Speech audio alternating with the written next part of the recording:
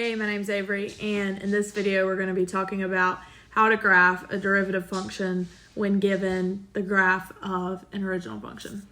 So I started out with writing just some general background information when it comes to derivative functions. So again, the derivative is equal to the tangent or instantaneous slope of a function at a given point. And so in order to graph a derivative function, you're going to find where the slope equals 0 and then analyze what's happening between the zeros. In this function, the original function's in pink, derivative is in blue. It's kind of messy, I'm sorry, but you have to look at each individual segment of your original function to determine how you're going to graph your derivative function. On this first segment, this pink line right here, we see it has a negative slope, and the actual slope value, I believe, is -1/2. You're going down 1 and to the right 2. I tried to kind of mark it out there. And since this is a linear segment, our derivative graph is going to be a constant horizontal line. It's not going to have any curvature to it. And basically, this derivative graph is showing what the slope of your portion of the function is. So in this case, the slope of this piece of the original function is -1/2, meaning I'm going to have a horizontal line at y equals -1/2, and it's going to look a little something like that. Forgot to include this in my last clip, but it's going over the x interval that your piece of the function is on. So as you see, this piece of the function goes from -6 to -4 on the x-axis. So our derivative is also going to go from -6 to -4. And I also believe I made a mistake. I believe this circle of the derivative graph at x equals -4 should be a closed circle, since this piece was also closed on our original graph.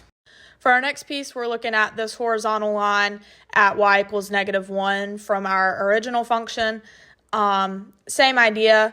Our derivative graph is going to go from -4 to -1 on the x-axis, since that's where this original function is placed. But since this line is horizontal, that means its slope is 0. So our derivative graph is going to be placed on x equals 0, the x-axis, to signify that the slope of this portion is 0. And I have an open circle here at x equals -4 and a closed circle here on x equals -1. I know it's kind of hard to see because this next portion has an open pink circle around it, but there's blue inside, signifying that there's a closed circle also on the original graph.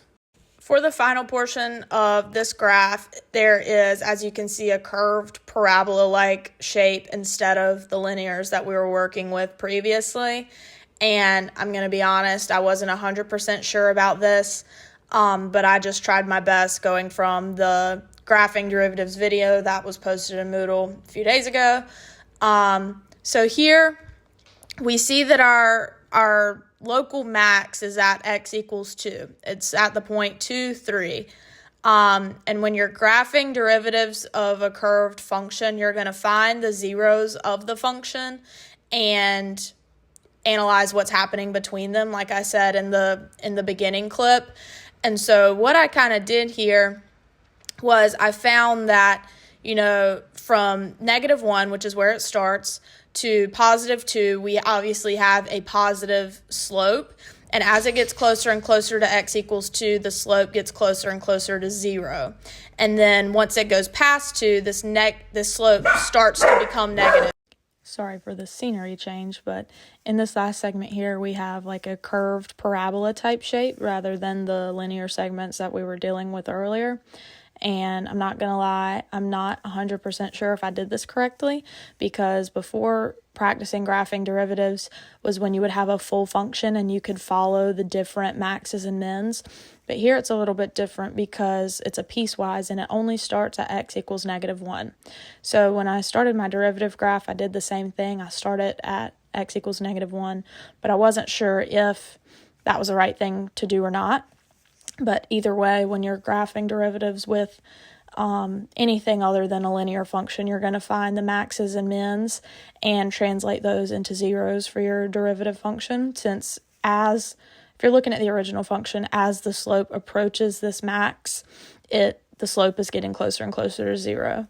So what I did here was I saw that the steepest slope was right about here, so I tried to translate that into this graph, and then you bring it back down to the point 2, 0 for your derivative graph, since our max was at 0, meaning the slope would be 0 at that point on our original graph.